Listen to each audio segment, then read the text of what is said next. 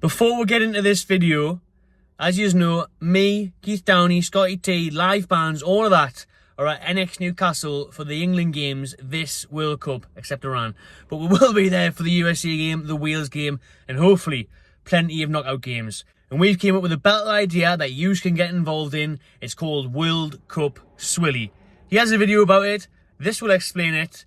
Get involved. Hello everybody, it is Matty here from the Magpie Channel TV, joined by Geordie show legend Scotty T, and we've got a belter for you today ahead of the World Cup fan zone at NX Newcastle, the only place in Newcastle to watch the World Cup. Hello Rajis, well, I know it's Scotty T from Geordie show. I'm the winner of Big Brother, and the World Cup is finally here, and that can only mean one thing. It's time to launch a mental competition that you and your mates can play at home. That's right people, back when England last won the World Cup in 1966, the mascot was of course called World Cup Willie. This time we've got a twist on that. World Cup SWILLED, where you get to take on your mates in a beer downing competition. The winner gets to swill their mate. The rules are simple, man. All the contestants do is to choose a pint from one of the nations in the World Cup. So they get one each, and then all they're going to do is down the fuck out of it on the count of 3. And the loser gets fucking swilled right in the mouth. Well, my money is on this kid here. You looks like you sucked a few before, don't you, son? Pressure's on. Yeah, man. So, like, guys, are you ready? On the count of 3, you will get the World Cup SWILLED on the fucking can. 3, 2, 1, go, go, go, go, go, go, go. Go, oh, beam dodge, beam dodge. Oh, something. Tripping everywhere. Oh! What have you done? Yes! Come on, it's coming home, lads. Get on. Well, you didn't unfortunately win that one, but you do have the chance to get revenge. You need to nominate 2 of your mates to do the SWILLED challenge. Right, no bother. Well, me 2 nominations are going to be yourself Brilliant, Chester. from Matty from the Magpie Channel, and Nick Wilson. I know you'll do his proud, sir. Well, we all know what that means. We all know what that means for World Cup SWILLED. The loser of World Cup SWILLED goes and enjoy this one. Get in. Go down the wrong road, lad. But you certainly did, son. This one's for all my family back home in North Shields. This one's for the family. You ready? Push! Oi! Get out there! Woo! Well, So guys, we're at a frisk here on the rooftop of the NX Newcastle. Make sure you get your tickets now. The link is at the bottom of this video, so make sure you and your pals get sorted and get down to NX Newcastle for the World Cup, the biggest indoor fan zone in the fucking city. yeah. Cheers, kid. Fucking get it, lad! Hey! Come on, England! It's coming up, it's coming, football's coming up. It's coming up, it's coming up, it's coming, football's coming up. It's coming up, it's coming up, it's coming. Buongiorno everyone, welcome back to the Magpie Channel TV. Quick one for you today, World Cup prediction time. Yes. Predictions for the World Cup this winter now. This weekend it all kicks off. Sunday, Qatar versus Ecuador, and then England's first game on Monday against Iran. In this video, I'm going to run through who I think will win the World Cup, the biggest surprise package in the World Cup this year, like who's going to impress, who's going to surprise people, kind of like underdogs, overachievers if you like, top goal scorer, and then anything else that comes off the top of your head. Make sure you pop yours in the comments below as well. Who is going to win the World Cup? For me, Brazil. I can't look past Brazil on this one. Now there is a lot of talk that there's 4 or 5 teams that can win this World Cup. You know, if you're looking at what the pundits are saying, what the bookies are saying, they're all going, oh, England can win it. Brazil, Argentina, Belgium, can't write off Germany.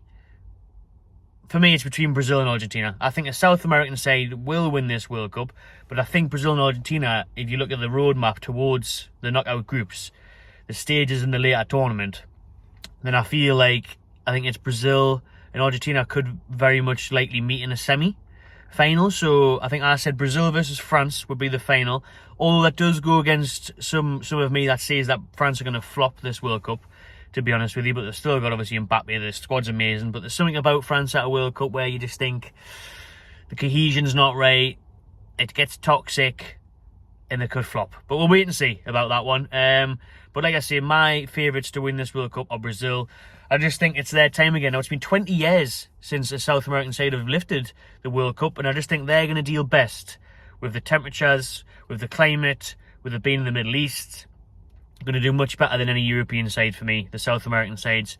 And I think Neymar's mentioned that it could be his last World Cup, which I would be surprised if it was, but he may want to go out on a high. He may think, if I win this, then what's the point in going to 26? I've already won it.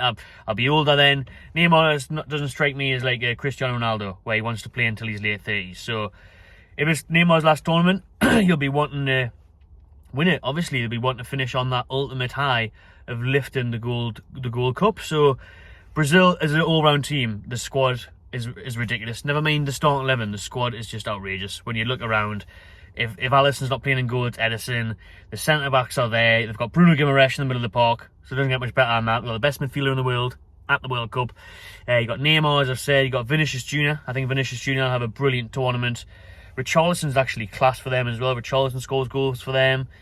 I mean, the people they've left at home, like Joe Linton and, Firmino, and, they've left some big names at home. They've had to. The defence is solid. The keepers are the best keepers in the tournament. The strikers are arguably the best strikers in the tournament if they're on fire.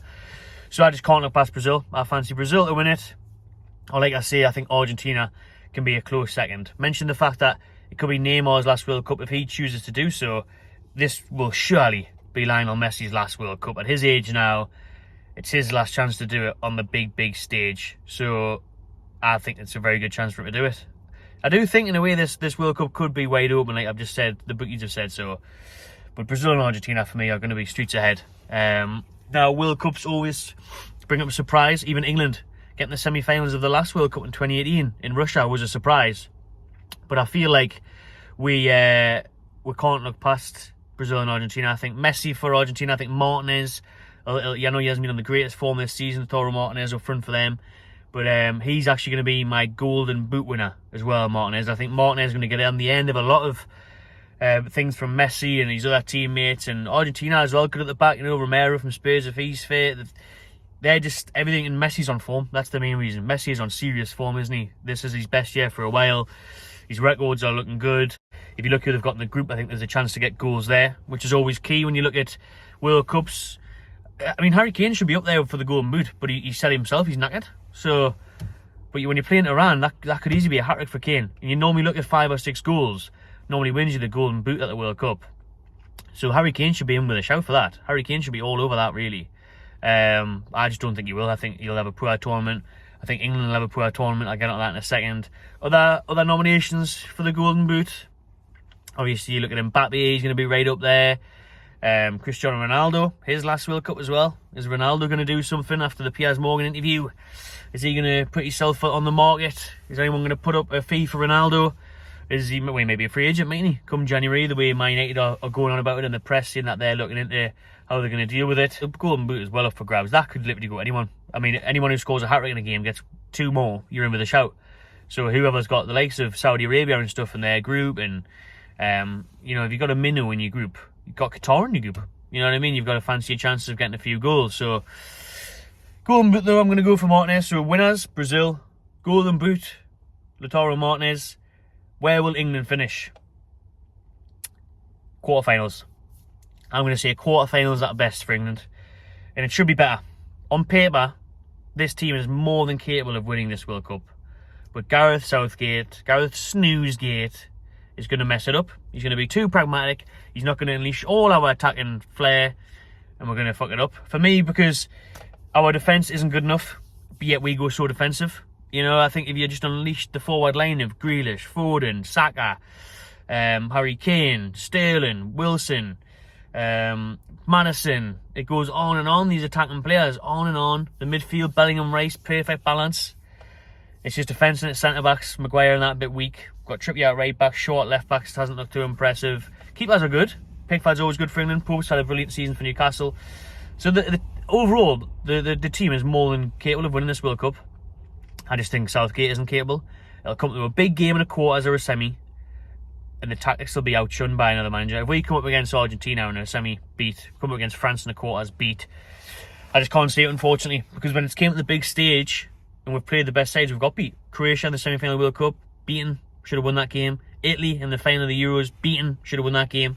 If Mancini was in charge of England, I think would win this. Now, I know Italy haven't went on to qualify, which is a bit mad, but in a competition like this, if we had a proper manager, tactical, experienced coach, we would do it. but we're just going to be too pragmatic, too boring. I mean, if we don't get out of the group, that'll be embarrassing. We've got to get out of this group. It's such an easy group. Iran, USA and Wales, that should be 9 points comfortably.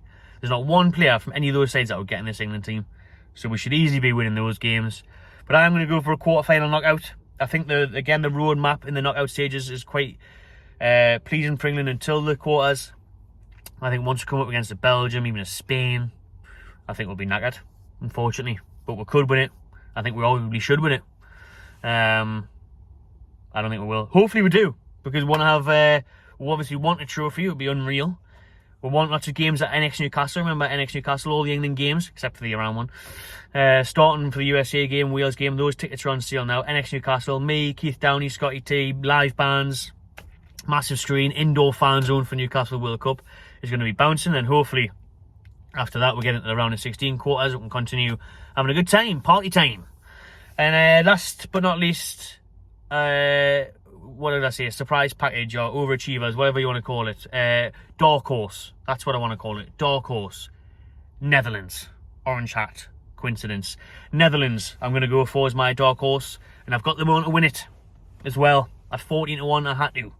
But I don't think they'll win it, really. I think they'll get this. I think they could easily get the semi-final, though. I think their side, it's a very smart side, technical side. They've got pace up front. Obviously got like Van Dijk at the back if he can discover his form again. I mean, it may be too soon for them. It's a young side now, building up from a few years in the darkness, not qualifying for tournaments. I mean, when I was growing up, Holland were a massive side, and now they're getting back to that. I think they've got a lot of attack and flair. They've got goals.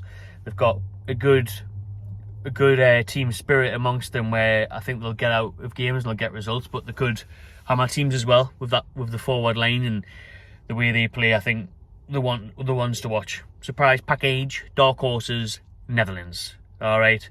So Brazil, they win it for me. Let us know in the comments who you think I'm going to win it. Answer all the questions I've just done there. And yeah, stay tuned for more World Cup content throughout this Qatar winter break. Smash that like button, subscribe to my channel TV, and enjoy yourselves.